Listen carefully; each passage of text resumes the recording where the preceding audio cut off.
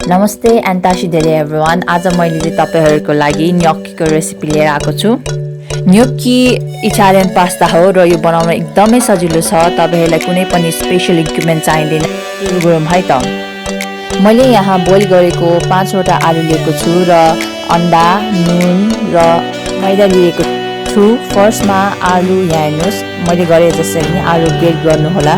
आलुलाई राम्रोसँग ग्रेट गरेपछि त्यसमा अन्डा राख्नुहोस्। अन्डालाई राम्रोसँग मिक्स गर्नुहोस् र त्यसमा पिठो अलिअलि गरी हाल्नुहोस्। पिठो हालेपछि नुन हाल्नुहोस् र त्यसलाई डो जस्तो सेपमा आएपछि त्यसलाई 10-15 मिनेट्सको लागि छोड्नुहोस् होला। gnocchi चाहिँ रेस्टुरेन्टहरुमा फर्स्ट कोर्समै दिन्छ, यो र आन्ट्रेमा पर्दछ।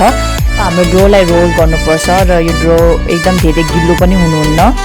डोलाई रोल गरेपछि त्यसलाई सानो भिडियोमा गरे जसरी नै काट्नु होला र त्यसलाई तपाईहरुले जुनै सेपमा पनि बनाउन सक्नुहुन्छ। मैले चाहिँ यहाँ डिफ्रेन्ट सेपमा बनाएको छु। gnocchi चाहिँ खासमा एउटा gnocchi board भन्ने छुट्टै हुन्छ, तर तपाईहरुले यसलाई नर्मल हाम्रो घरमा पाइने फर्कले पनि बनाउन सक्नुहुन्छ। एउटा फर्क लिनुस् र त्यसलाई हल्का पिठो लाउनुहोस्, नत्र यो gnocchi बनाउन गाह्रो हुन्छ, तासिन्छ। योमा देखाए जस्तै बिस्तारै रोल गर्नुहोस्। ल हेर्नु, हाम्रो gnocchi रेडी भयो। मलाई चाहिँ यो डिजाइन एकदमै मन पर्छ किनभने यो डिजाइनले चाहिँ टोमेटो सस पनि राम्रोसँग अब्जर्भ गरेर राख्छ हामी खाँदाखेरि। तपाईहरुलाई चाहिँ माथि देखाए जस्तै तपाईहरुलाई जुन डिजाइन मन पर्छ त्यही बनाउन सक्नुहुन्छ। यो बनाउन अलि मेहनत लागे पनि तर यो बनाइसकेपछि खाएपछि एकदमै मिठो हुन्छ। एउटा भाँडामा पानी बसाल्नुस् र यो हल्का तातिसकेपछि त्यसमा नुन हाल्नुस्। नुन हालिसकेपछि त्यसमा हामीले बनाएको gnocchiहरु सबै राख्नु होला। यो कसरी पाक्यो भनेर थाहा पाउनु भने यो बिस्तारी gnocchi चाहिँ माथि आउँछ पानीको माथि। सबै gnocchi चाहिँ एकैचोटी नराख्नु, फेरि सबै तासिन पनि सक्छ। पछि फेरि मैले भनेन नभन्नु है। अर्को भाँडामा तेल बसाल्नुस् र तेल तातेपछि त्यसमा अघि हामीले बोइल गरे gnocchi त्यसमा फ्राई गर्नु होला।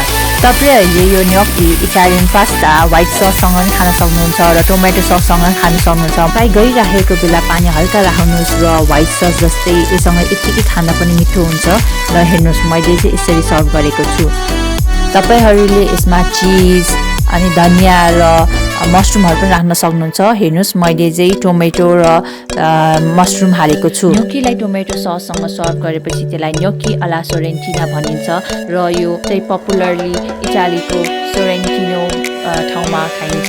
टोमेटो एन्ड मशरुम सस कसरी बनाउने भने माथि लिंकमा क्लिक गर्न सक्नुहुन्छ। I hope you enjoyed the video. Happy Chhat to all my viewers and thank you Thuchichhe.